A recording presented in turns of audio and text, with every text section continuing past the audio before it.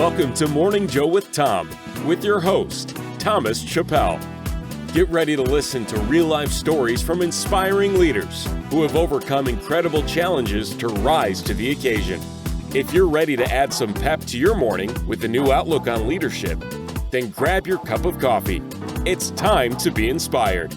Here's your host, Thomas Chappell.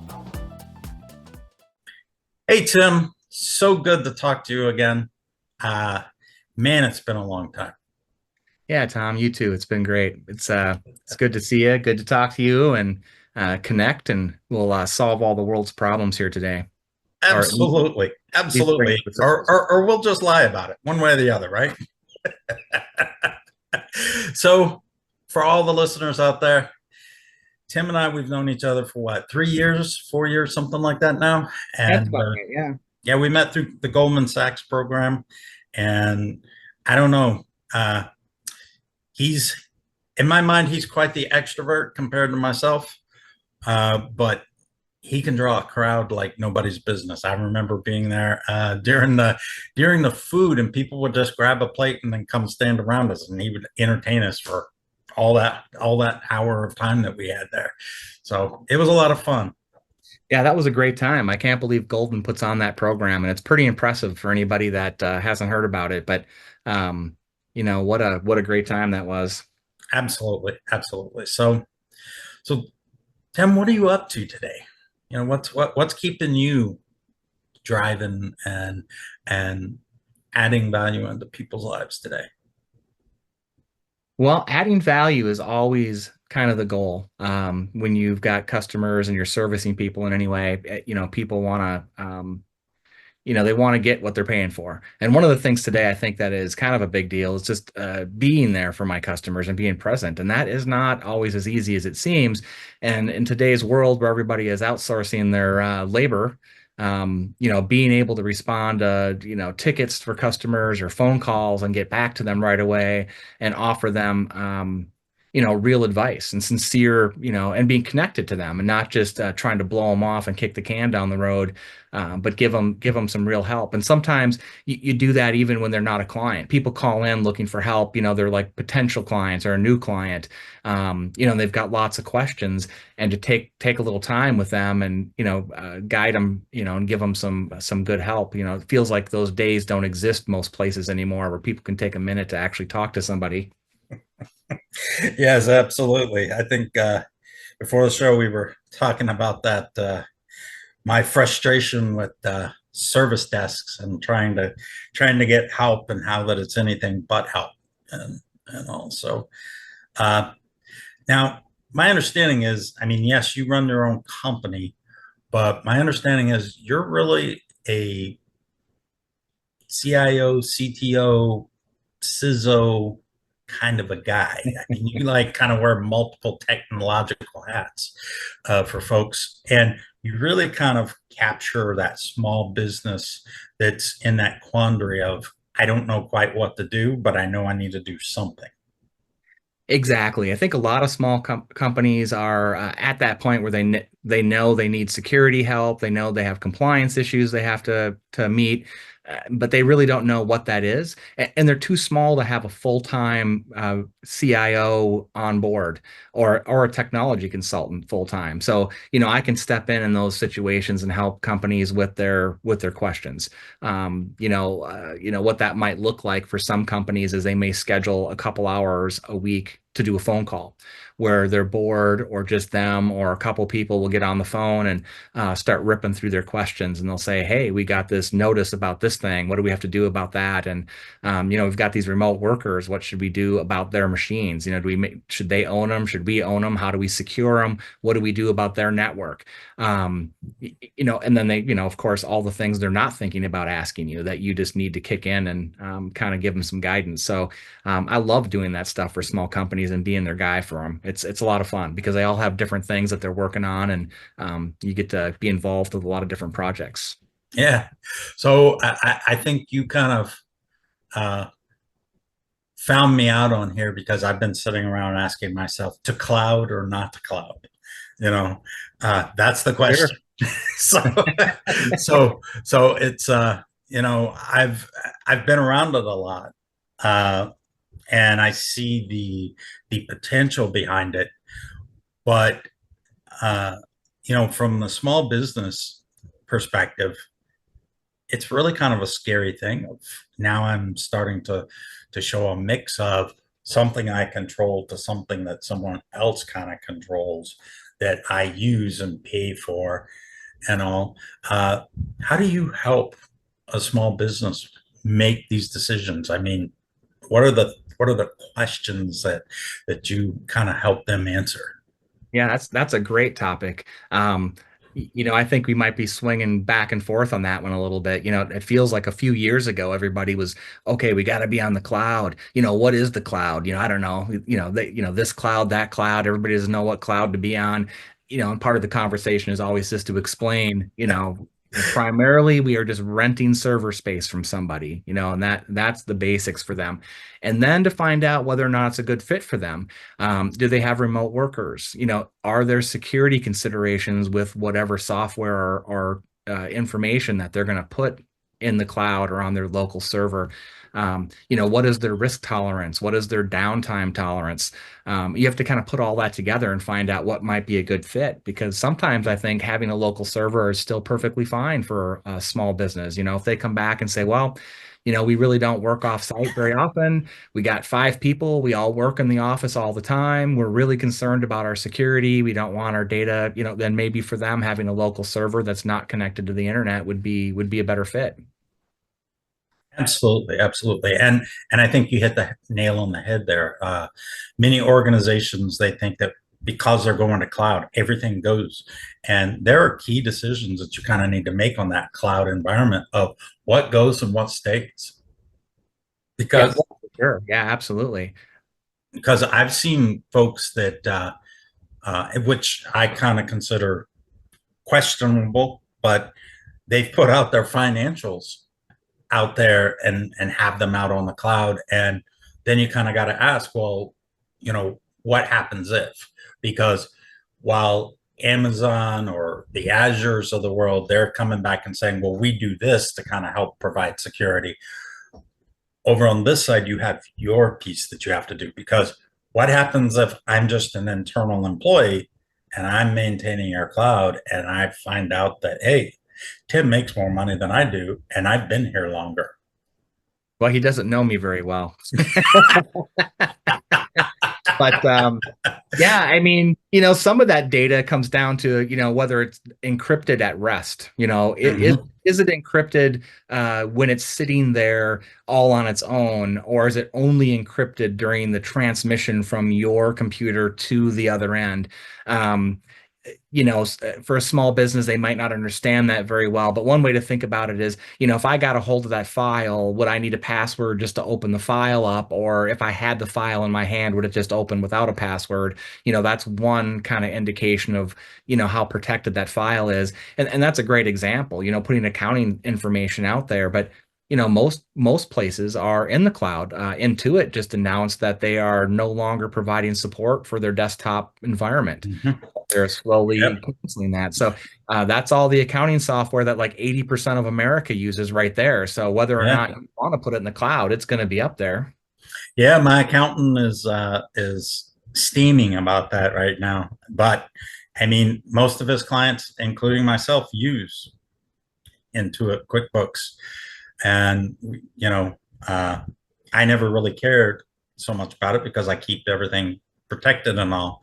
But I can see the angst because you can't fully, pull back whenever you need to as easily.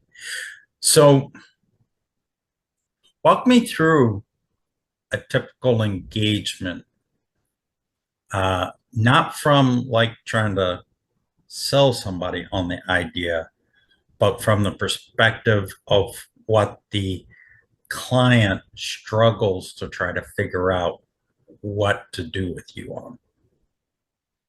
Um, do you mean like as a client would have trouble trying to figure out how to use my services or Yeah. yeah. So how to use your services, how to kind of maximize that investment that they're making with you.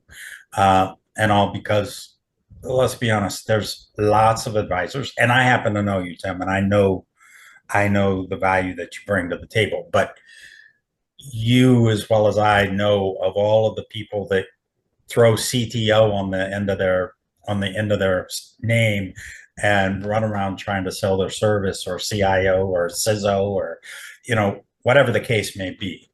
Right.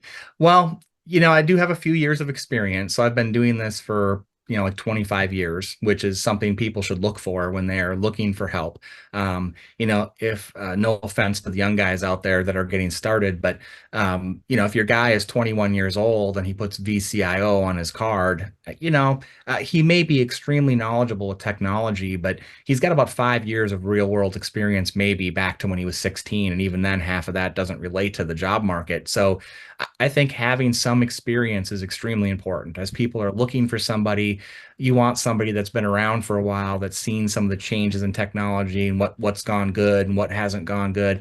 That's part of what allows me to give good advice to my clients, is that I have seen a lot of the changes in technology. And I think that's really important. And I have a pretty diverse background. For me, I've got an MBA, got the training with Goldman. So I've got a pretty strong business background, even though my concentration on most things is in technology.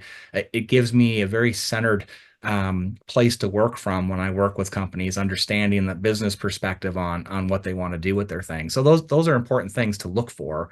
Um, and then you never really know until you sit down and work with somebody. People can put on a really great show and you can hire them and you realize they're horrible. So it's difficult to say, how do you really define it? How can you really prove that you're good? I would say look for some, recommendations from different people and find out, that they've worked with that person and do they do what they say they're going to do? And then once you get engaged, it usually goes pretty quick. People start asking questions and they just then go back and they wonder how they possibly did it without you. I recently hired a VA, and it was that same kind of experience. We're barely getting going, and I go back and I'm like, how did I possibly not have somebody to pass all this off to so that I could get my work done? And that's kind of the same feeling I think people get in a small business that have all these technological questions about PCI compliance and the 15,000 different compliances that different companies need, and the security and the two-factor authentication. And it's easy to throw all these terms around when we're in technology, but sometimes they don't even know what those terms mean. It's kind of like the cloud that we started talking about. People just see that as this big ambiguous thing, and they don't really have an understanding of what these things are. And that's what I help them out with. They just start bantering stuff around, and that can be very useful for a company that's planning for their future. They might be thinking about things like their accounting software and then taking on a new piece of software. And one of my questions for them might be, does that software integrate with your QuickBooks? And if it doesn't, maybe you want to find one that does integrate with your QuickBooks, because it's going to save you time. If you can get your POS system to talk to QuickBooks so that you don't have to double enter your data, that could be really important. And those little insights that people are not thinking about are things that a VCIO can bring to a small company, helping with their day-to-day workflow, and things they may not even think about. The accountant's probably not thinking that Tim, the technology guy, is going to have much to offer, but really I can pretty much jump into any department and find ways that technology can help them make their things work better. That's so critical, especially for small businesses, where the systems you need them to have that interconnectivity between them. I was just working through looking at another CRM recently and was beating my brains out, and all, because everything is shiny, beautiful object, right? And they make it so enticing by giving you these entry rate prices. But then it kind of comes down to, okay, well, how much stuff do I have to have between QuickBooks and name that CRM? What type is it? A Zapier connection? If so, what are the problems that can happen? Because I've had problems with that, actually. I've had problems with Zapier losing the feed to like Zoom. And, Yeah, I'm having to exactly. work on that problem right now, getting it reconnected so I can connect back to LinkedIn to do my live events that I was doing. all because of an update. Everything disconnected and it's not working. Yeah, Zapier is a great tool. A customer wouldn't even have any idea about that. That's another great example of how you can help customers connect things that weren't connectable before. Yeah, absolutely. But, I think that's so critical nowadays. And, it's easy for me to throw those words around because I'm not as technically savvy as you are especially for a small business perspective. I'm used to dealing with a little bit uh, more enterprise level capabilities. But what I'm finding is the talent that you have today, what you can afford is like the young talent, right?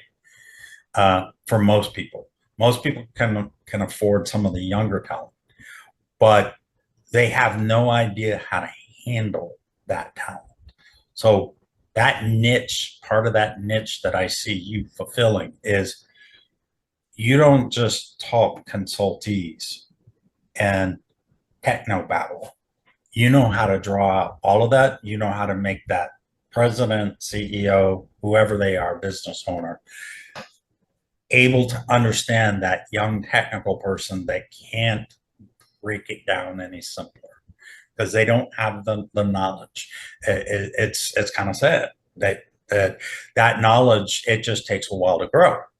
And you have to move beyond that capability to kind of like really make people understand you. Yeah, that's the experience. Young techs are fantastic. I remember coming home from work when I was young and staying up till 2 o'clock in the morning trying to figure out how to do the next thing.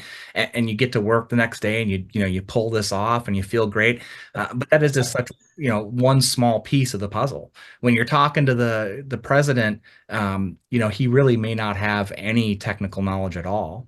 And you really have to talk to him on a business standpoint, and he has to count on you and trust you that that technology is going to work. Jumping back just a little bit to that CRM, it's funny. I had a client who was looking for a CRM, and they picked one because it was cheap. Um, they could afford it. They had it for about 6 months, and then it became very apparent that it wasn't going to be a good fit. They couldn't get any support. It wouldn't do any of the stuff they wanted to do. And then we went back into the searching for the CRM. And one of the things that I'm helping them with is when you're looking for software like that, it's very important to find one that has a large community of consultants available to help you with your projects, and that there's a depth to the support that you can get. The first CRM they have is relatively new. They have one support person and there's no consultants registered to work with the product. And while the product was free and it was right in their wheelhouse, right in their niche, no matter what it might be someday, it's just not going to be a good fit. And those are important things to look at. What kind of support are people going to get when they buy into something? Not just how cool is it? The younger guy that's going out and doing some of this stuff, he can make it work because he knows how to do it. But when he's gone, they're stranded with a product that doesn't work. And that's why sometimes going in and looking at it with a more experienced eye. Over the years, I've seen these problems too many times. So now you're like, you don't want to set your customers up for failure. You want to say, well, this looks really good and it might save you a couple bucks, but if that guy over there gets hit by the bus tomorrow, this product isn't going to work for you anymore because he's the only one here that can make that work. Yeah, that's all right. I remember helping a client with Sugar CRM back in the early days when it first kicked off. I mean, now it's kind of like it's kind of an older technology, but I remember whenever it was brand new, fresh out of the box, and it was free, trying to get adoption, all of this, and just the pain of trying to like service that because there was so many challenges because it was so new and all. But yeah, that kind of stuff happens, and you hit the nail right on the head with the how big is the support group out there for it? Because so many times you run into stuff. I know a group that they operate in the cloud, and they were hired to do a job, and this group specialized in AWS. Yeah. As soon as they had to put in Azure, it doubled or tripled the amount of time that it took to move stuff to an Azure cloud for them as what it took to do the AWS. So if it took them a week to migrate something over and from beginning to end, now it's taking 2 to 3 weeks for the Azure. Or months sometimes. These or months, migrations, it takes 2 seconds to make a decision like that for a business person, but when you go to implement it, that's where the real pain can come in, right? Right. And you hit it again. That whole point. And I'm actually working on a book right now called Decisionscape for that very reason, because it took somebody to make that decision. I want to be in a multi-cloud and all, and it's been nothing but pain ever since. So being able to kind of like formulate that decision, it happened super fast. But he was the cool kid on the street, but it's been anything but cool trying to make it happen with people that only really know AWS. And also you have to know, unfortunately nowadays, we still don't have as much, so many people that actually have that multi-cloud experience. There's many more clouds than just AWS and Azure and even Google. Yeah. Everybody's throwing something out there now. Everybody's got something practically. And it's like, there's not a lot of places that you can go to get that experience easily. You just got to do it. But that brings up an interesting point too, is with all this different technology and the people making the decisions for this is often they're a little bit older. They're the CEO, they've got a lot of experience. They're probably not 20 anymore. They may be 50, 60, 70 years old, and they've been running a business for a very long time. They really know their stuff, but now they're put into a position where they have to start making decisions about technology. And these people didn't have a computer till they were 50 years old. And so that's this guy. Yeah. Well, not only do they not really understand technology, but they struggle with their desktop machines. I work with these people, and it's really important for them to be able to say, this is out of my scope. I understand what we need to do, and we need to hire somebody to come in and help us make that decision. And Amen. Even if they hired me to come in and help them, my advice, if I was guiding them, I would be like, I can watch what we're doing on a high level here, but I'm not the Azure expert. We need to get you a guy that knows Azure, and then I know what needs to happen enough to watch him and make sure that we're moving in the right direction and provide the oversight that the CEO can't, because he may not have the technical experience. So, there's another example of how I can interface with a customer. They may hire me, and I may not directly implement Azure, but I may be there to help guide them while somebody else does. So they have somebody that can interface with this guy and make sure that we are bringing the organizational goals to the guy from Azure and keeping him on track. Yeah, absolutely. And I think that's also very telling too, because a lot of folks in small business, they may have run some projects in the past that have been quite successful. And just because you can run a business project doesn't necessarily mean you can run a technical project. And by what I mean on that is that you can hire great talent, but as soon as talent figures out that you don't know what's going on, you open up the pain locker. They open up the nitrous tank and the car takes off.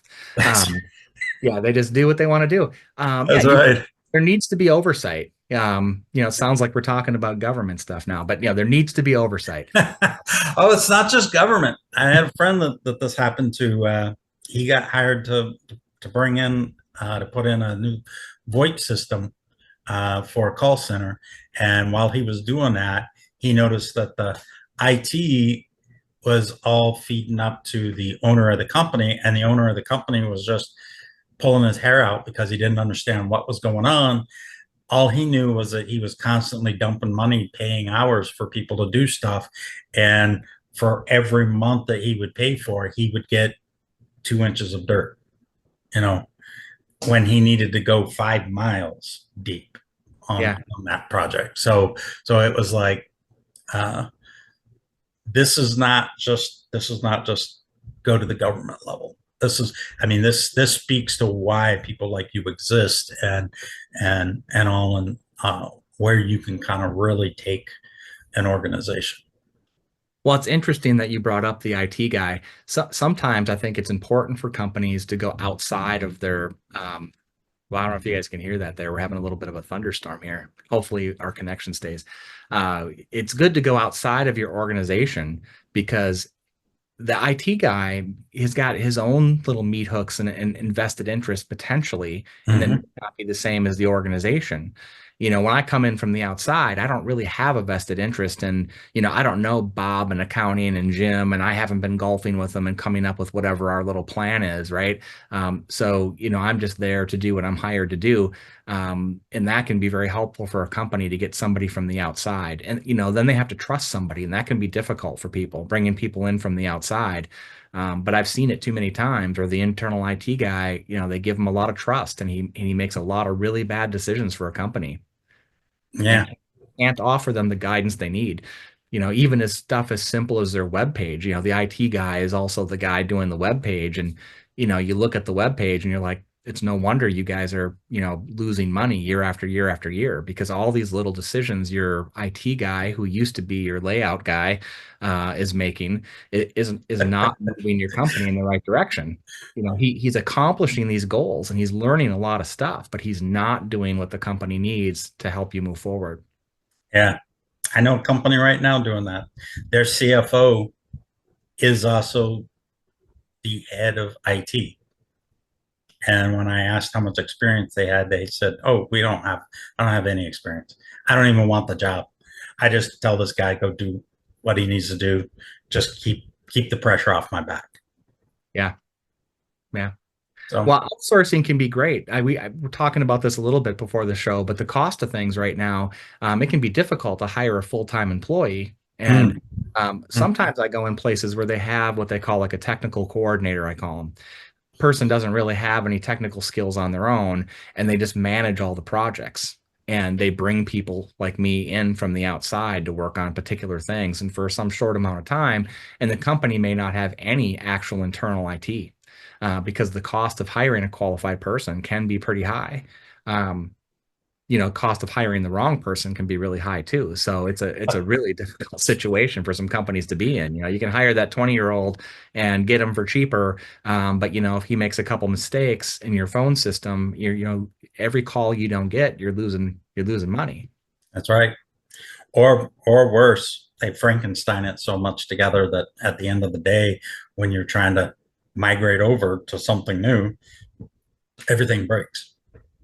Yeah, absolutely. Well, that's back to your migration comment a little bit earlier. That migration can be painful, and Mm-hmm. planning that out and realizing what's integrated into that. And you just have to hope that your IT guy documents stuff. No one documents anything, but uh, I'm telling you, it's true. I try to I like know. provide documentation to my customers, and the hardest part about documenting stuff is that customers don't want to be responsible for it. You're like, well, this is your business. You need to take some ownership, and while you may not understand what this is, you need to hang on to this somewhere in your organization, so the next person, has this. This has to stay with you somewhere, Yep. uh, and And update it as updates occur.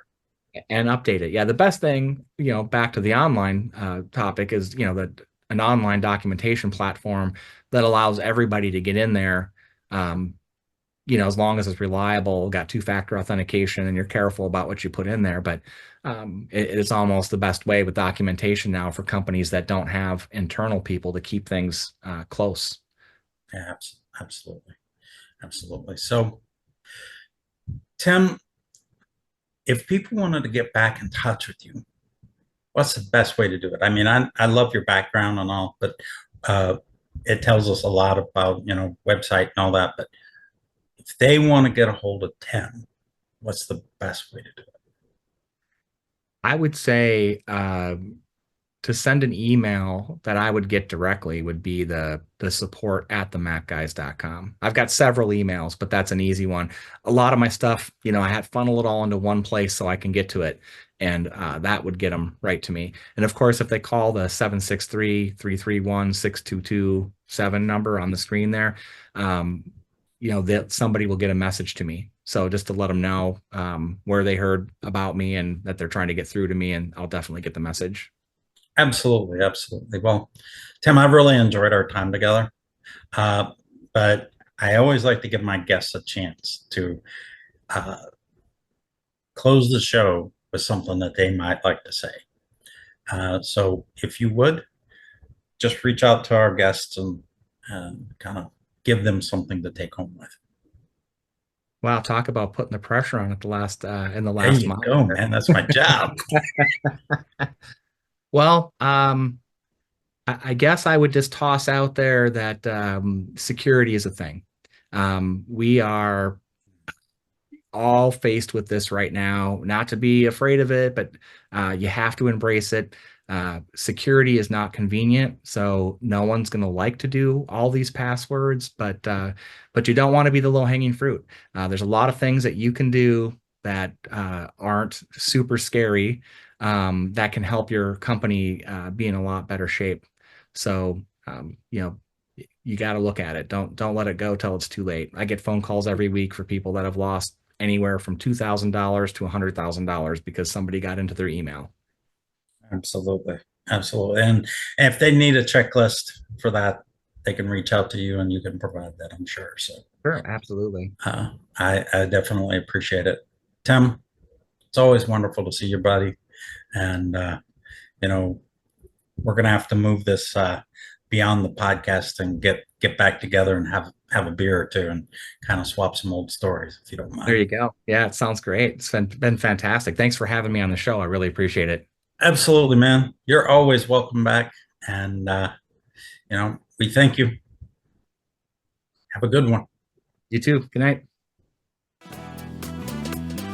Thanks for listening to Morning Joe with Tom.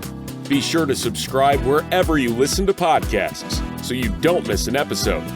See you next time for more real-life stories and inspiration on Morning Joe with Tom.